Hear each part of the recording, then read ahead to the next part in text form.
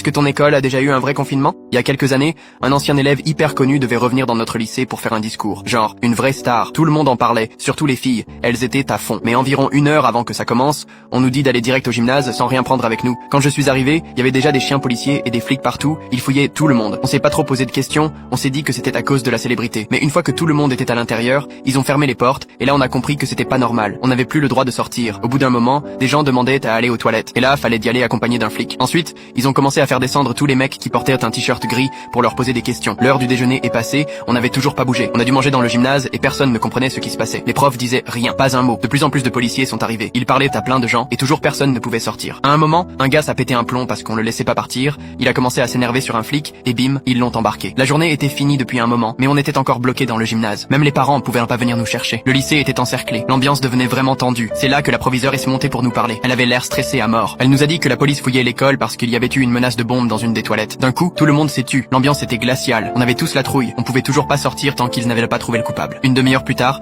ils ont fait descendre un autre gars et lui aussi, ils l'ont arrêté. On a direct compris que c'était lui parce que après ça, on a eu le droit de partir. Ce qui a choqué tout le monde, c'est que c'était un gars super populaire. Genre, tout le monde le connaissait et personne l'aurait soupçonné. Mais le lendemain matin, on a su la vraie histoire. Un prof un peu vieux avait entendu un mec avec un t-shirt gris dire un truc bizarre dans le couloir. Apparemment, il a cru entendre qu'il allait faire exploser les toilettes plus tard dans la journée. Mais en fait, le gars parlait juste de ses problèmes de ventre.